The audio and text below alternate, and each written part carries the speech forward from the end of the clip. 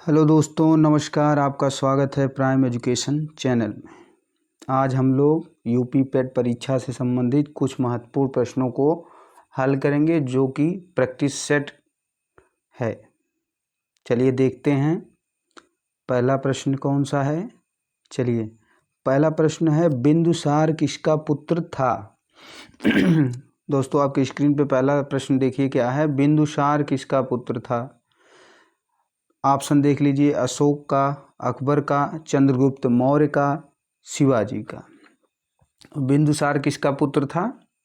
इसका option number C सही हो जाएगा, चंद्रगुप्त मौर्य का।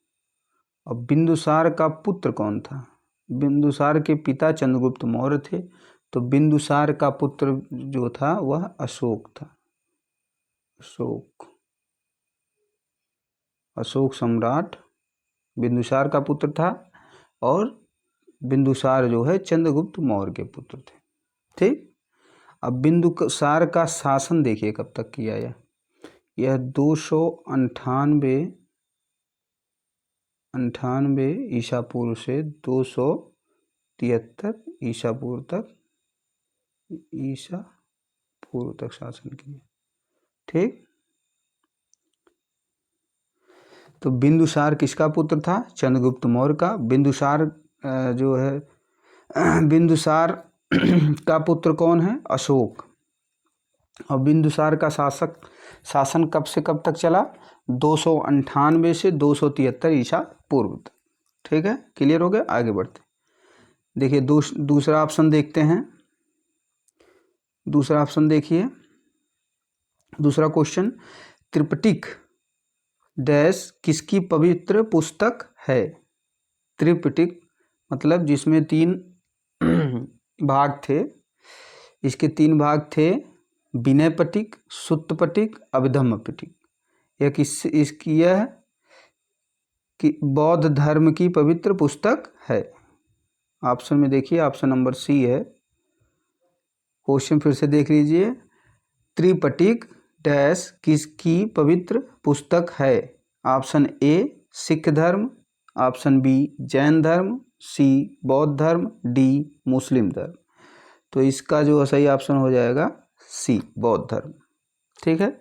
अब त्रिपिटक में 3 भाग हैं, जिसमें पहला भाग है विनय पिटक, दूसरा भाग है सुत्त पिटक, तीसरा भाग है अभिधम्म पिटक। ठीक है, क्लियर होगा। आगे बढ़ते हैं।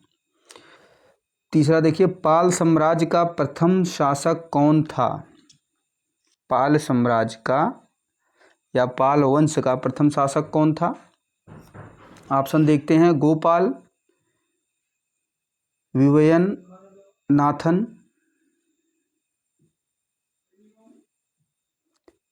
धर्मपाल, भास्करन। तो इसके देखिए, पाल वंश का प्रथम शासक कौन था, वह था गोपाल। ऑप्शन ए सही है। गोपाल जो है वह बौद्ध धर्म को मानता था। किस धर्म को मानता था, बौद्ध धर्म को। यहाँ पे देखिए, बौद्ध धर्म को मानता था। ठीक। और गोपाल शासन का कब से कब तक किया था, इसको भी देख लीजिए, अभी पूछ सकता है। 750 से 770 ईस्वी तक। गोपाल का शासन वर्ष जो है 750 से 770 ईस्वी है, और यह बौद्ध धर्म को मानता था और पाल साम्राज्य का प्रथम शासक था। ठीक है। अब अगला देखते हैं, चौथा क्वेश्चन, भारत पर शासन करने वाला पहला मुस्लिम राजवंश कौन था। भारत पर शासन करने वाला पहला मुस्लिम राजवंश कौन था। तो देखते हैं, ऑप्शन देखते हैं। पहला खिलजी राजवंश, दूसरा गुलाम राजवंश, तीसरा लोदी राजवंश, डी तुगलक राजवंश। तो भारत पर शासन करने वाला पहला मुस्लिम राजवंश था गुलाम वंश। ठीक है। और इसका शासन वर्ष देख लीजिए, 1206 ईस्वी से 1290 ईस्वी तक। ठीक है। भारत पर शासन करने वाला पहला मुस्लिम राजवंश गुलाम राजवंश था। ठीक है, और इसका शासन वर्ष 1206 से 1290 ईस्वी तक चला। अगला देखते हैं, शिवाजी महाराज के शासन काल में मंत्रिपरिषद को किस नाम से जाना जाता था? शिवाजी महाराज के शासन काल में मंत्रिपरिषद को किस नाम से जाना जाता था? Option A Ashtadiggaj, option B Navratna, option C Agraharam, option D Agra Pradhan. तो इसका देखिए सही जवाब क्या होगा? ऑप्शन डी अग्र अष्ट प्रधान, अष्ट प्रधान। अब इसके नाम से देखिए क्या पता चल रहा है। अष्ट मतलब होता 8, यानी कि इनके शासनकाल में जो मंत्रिपरिषद थी उसमें 8 लोग प्रमुख थे, इसलिए इसको अष्ट प्रधान कहा जाता था। अब वह 8 लोग कौन कौन थे, उनकी पदवी क्या थी? देखिए, पेशवा, अमात्य, मंत्री, सचिव। पेशवा, अमात्य, मंत्री, सचिव, 4 ये हो गए, और प्लस 4 और कौन थे? सुमंत, सेनापति, पंडितराव और न्यायाधीश। तो कुल कितने थे? 8। तो इसको देख लीजिएगा, पहले 4 कौन थे? पेशवा, अमात्य, मंत्री, सचिव, सुमंत, सेनापति, पंडितराव और न्यायाधीश, ये 4 लास्ट के थे। तो शिवाजी महाराज के शासनकाल में मंत्रिपरिषद को किस नाम से जाना जाता था? तो शिवाजी के शासनकाल में मंत्रिपरिषद को अष्ट प्रधान के नाम से जाना जाता था। अगला देखते हैं, प्रार्थना समाज के संस्थापक निम्नलिखित में से कौन थे? ऑप्शन आपके सामने है, M.G. रानाडे, आत्माराम पांडुरंग, ज्योतिबा फूले, R.C. भंडारण। प्रार्थना समाज के संस्थापक कौन थे? तो इसके संस्थापक थे ऑप्शन बी आत्माराम पांडुरंग। प्रार्थना समाज के संस्थापक कौन थे? आत्माराम पांडुरंग। ठीक है, और प्रार्थना समाज की स्थापना जो है कब हुई थी, इसको भी देख लीजिए। प्रार्थना समाज की स्थापना 1867 ईस्वी में, ईस्वी को बम्बई में हुई थी।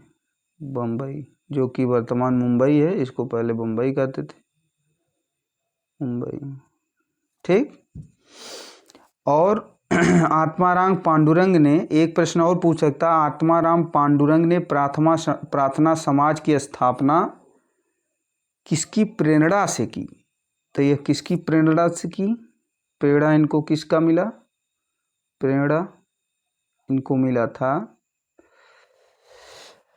आचार्य केशव चंद्र सेन। केशव चंद्र सेन, आचार्य केशव चंद्र सेन से इनको जो है प्रेरणा मिली थी आत्माराम पांडुरंग जी को, इसलिए यह प्रार्थना समाज की स्थापना की। अब अगला देखते हैं, 7वां प्रश्न है, काकोरी षड्यंत्र मामला किस वर्ष में हुआ? दोस्तों प्रश्न आपके सामने है, काकोरी षड्यंत्र मामला किस वर्ष में हुआ? Option A 1925, option B 1924, option C 1926, option D 1927। Kakori षड्यंत्र मामला किस वर्ष में हुआ? क्या हुआ था? 1925 में। किस वर्ष में हुआ? 1925 में हुआ था। इसका ऑप्शन नंबर ए सही हो जाएगा। और थोड़ा सा इसके बारे में देख लीजिए, काकोरी है कहाँ? यह काकोरी स्थान जो है यह सहारनपुर संभाग में है ये। ठीक, यानी जिला जो है सहारनपुर में है। ठीक, यह स्थान सहारनपुर में है। और यह काकोरी षड्यंत्र जो 1925 में 9 अगस्त 1925 में हुआ है, तो यह जो है है क्या, इसके बारे में थोड़ा सा जान लेते हैं। लखनऊ और सहारनपुर के बीच में एक पैसेंजर ट्रेन चलती थी जिसका नाम था 8 down Saharan Lucknow passenger train. Saharanpur Lucknow passenger train थी। इस पे कुछ लोगों ने मिल के डकैती डाल दिया और इसमें सरकारी खजाना था उसको लूट लिया। अब सरकारी खजाना लूट लिया। अब यहाँ से एक प्रश्न उठ सकता है कि इसमें इस षड्यंत्र में कितने क्रांतिकारी गिरफ्तार हुए थे। तो काकोरी षड्यंत्र में 29 क्रांतिकारी जो है गिरफ्तार हुए थे, गिरफ्तार हो गए थे। ठीक, 29 क्रांतिकारी गिरफ्तार हुए थे। एक प्रश्न और पूछ सकता है कि जब गिरफ्तारी चल रही थी तो फरार कौन हो गए थे। तो काकोरी षड्यंत्र में शामिल थे चंद्रशेखर आज़ाद, जो है वह फरार हो गए थे। फरार कौन थे? चंद्रशेखर आज़ाद। चंद्रशेखर आज़ाद जी फरार हो गए थे और 29 लोग गिरफ्तार हुए थे। 29 लोग में मुख्य लोग एक दो लोग को जान लीजिए, राम प्रसाद बिस्मिल, अशफाक उल्ला खां, ये लोग गिरफ्तार हुए थे 29 लोग, और चंद्रशेखर आज़ाद जी फरार हो गए थे। यह षड्यंत्र अभी जो है यह घटना काकोरी षड्यंत्र अब काकोरी एक्शन डे के नाम से प्रसिद्ध है। यानी कि अब इसको काकोरी षड्यंत्र को Kakori action day action day भी कहा जाता है, काकोरी एक्शन डे भी कहा जाता है। इसको भी देख लीजिए। तो यह 1925 में हुआ था। अब अगला देखते हैं। अगला प्रश्न देखते हैं 8वां नंबर। सुभाष चंद्र बोस ने निम्नलिखित में से किस पार्टी की स्थापना की थी? 8वां प्रश्न देखिए, सुभाष चंद्र बोस ने निम्नलिखित में से किस पार्टी की स्थापना की थी? ऑप्शन देख लेते हैं। Abhinav Bharat, option B Azad Hind Sena, option C revolutionary army, option D forward bloc. Subhash Chandra Bose ने किस पार्टी की स्थापना की थी? तो इसका ऑप्शन सही हो जाएगा डी फॉरवर्ड ब्लॉक। पिछले एक वीडियो में हम यह प्रश्न बताए थे, फॉरवर्ड ब्लॉक। इसकी स्थापना किस सन में हुई थी? स्थापना इसकी हुई थी 1939 में। 1939 में। इसको भी ध्यान से देख लीजिए। फॉरवर्ड ब्लॉक की स्थापना 1939 में हुई थी और इसकी स्थापना किसने की थी? सुभाष चंद्र बोस ने। 9वां देखते हैं। वह कौन सा अधिनियम था जिसने भारत में सत्ता ब्रिटिश ईस्ट इंडिया कंपनी से ब्रिटिश क्राउन में स्थानांतरित की? पूछ रहा है कि वह अधिनियम के बारे में बताइए जिसने ब्रिटिश यानी कि ईस्ट इंडिया कंपनी की सत्ता ब्रिटिश क्राउन में दे दिया गया था। किस अधिनियम के तहत? ऑप्शन देख लेते हैं। भारत सरकार अधिनियम 1858, भारत सरकार अधिनियम 1835, भारत सरकार अधिनियम 1833, भारत सरकार अधिनियम 1947। तो यह कब हुआ था? भारत सरकार अधिनियम 1858 यानी कि ए ऑप्शन में हुआ था। यानी कि भारत शासन अधिनियम 1858 के तहत भारतीय प्रशासन का नियंत्रण ब्रिटिश ईस्ट इंडिया कंपनी से छीनकर ब्रिटिश क्राउन को दे दिया गया था। अब इसके तहत बोर्ड ऑफ डायरेक्टर और बोर्ड ऑफ कंट्रोल का जो अधिकार था वह किसको दे दिया गया था? भारत सचिव को। भारत सचिव को दे दिया गया। यानी संपूर्ण अधिकार जो था board of director board of control का वो भारत सचिव के नियंत्रण में हो गया। ईस्ट इंडिया कंपनी से छीन लिया गया था, ब्रिटिश क्राउन को दे दिया गया था। ठीक है, तो यह इसका ऑप्शन भारत शासन अधिनियम 1858। अगला देखते हैं 10वां, स्वराज पार्टी के निर्माण में मोतीलाल नेहरू के साथ निम्न में से किसकी प्रमुख भूमिका थी? स्वराज पार्टी के निर्माण में मोतीलाल नेहरू के साथ निम्न में से किसकी भूमिका प्रमुख थी? ऑप्शन देखते हैं सुरेंद्र नाथ बनर्जी, सुभाष चंद्र बोस, बिपिन चंद्र पाल, चित्तरंजन दास। यानी स्वराज पार्टी के समय, गठन के समय मोतीलाल नेहरू के साथ और वह व्यक्ति कौन था जिसकी उसमें भूमिका प्रथम थी? ऑप्शन देख लीजिए, फिर से देख लीजिए, सुरेंद्र नाथ बनर्जी, सुभाष चंद्र बोस, बिपिन चंद्र पाल, चित्तरंजन दास। तो इसका सही ऑप्शन हो जाएगा डी, चित्तरंजन दास। स्वराज पार्टी के चित्तरंजन दास जी क्या थे? अध्यक्ष थे, अध्यक्ष थे। और मोतीलाल नेहरू जी क्या थे? महासचिव। यह महासचिव थे, महासचिव थे। महासचिव कौन थे? मोतीलाल नेहरू थे और अध्यक्ष थे चित्तरंजन दास। तो इसको देख लीजिएगा, बहुत ही इंपॉर्टेंट क्वेश्चन है। भारत में सर्वाधिक जैव विविधता पाई जाती है? ऑप्शन ए कश्मीर घाटी में, फूलों की घाटी में, बी ऑप्शन, सी ऑप्शन शांत घाटी, और डी सुरमा घाटी। भारत में जैव विविधता पाई जाती है, भारत में सर्वाधिक जैव विविधता कहाँ पाई जाती है? इसका ऑप्शन देख लीजिए, तो यह पाई जाती है शांत घाटी में, केरल में है। शांत घाटी कहाँ है? केरल में है। शांत घाटी केरल में, केरल के शांत घाटी में सर्वाधिक जैव विविधता पाई जाती है।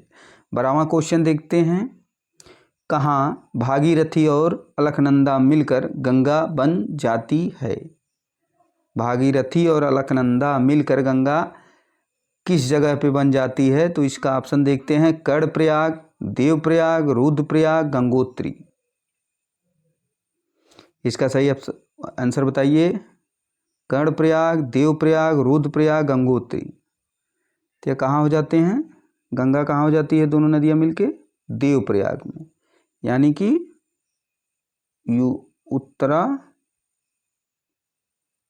उत्तराखंड में है। यह उत्तराखंड में है। देवप्रयाग कहाँ पे है? उत्तराखंड में है। भागीरथी और अलकनंदा नदी मिलकर उत्तराखंड के स्थान देवप्रयाग में गंगा नाम से प्रचलित हो जाती है, यानी कि इस स्थल से इसको गंगा कहा जाता है।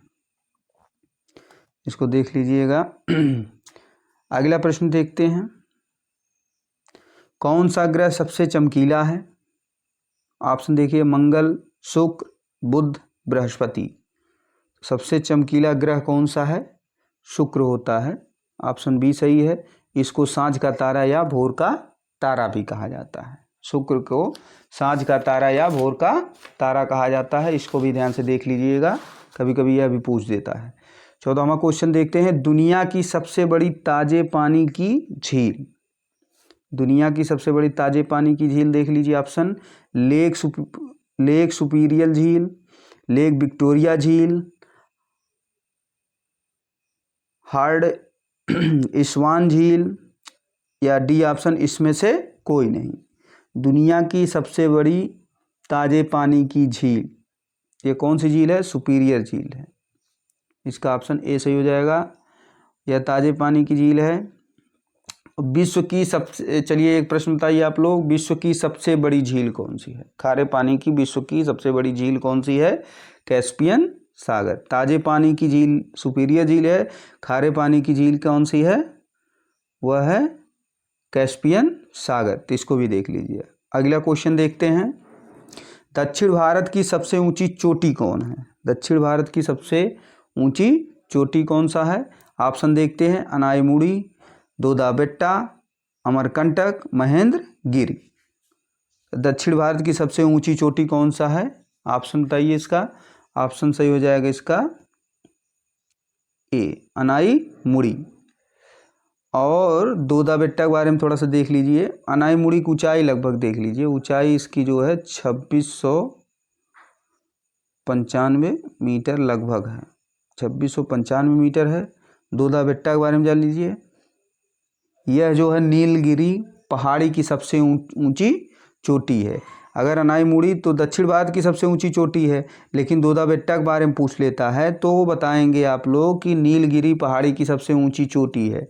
और इसकी लंबाई, दोनों की लंबाई में ज़्यादा अंतर नहीं है, इसकी लंबाई 2637 मीटर। इसका देखिए अनाईमुड़ी का 2695, थोड़ी सी बड़ी है इससे। दक्षिण भारत की सबसे ऊंची चोटी अनाईमुड़ी है और दोदा बेट्टा जो है नीलगिरी पहाड़ी की सबसे ऊंची चोटी है, देख लीजिएगा, दोनों की लंबाई भी देख लीजिए। 16वां देखिए, हिंदू रेट ऑफ ग्रोथ।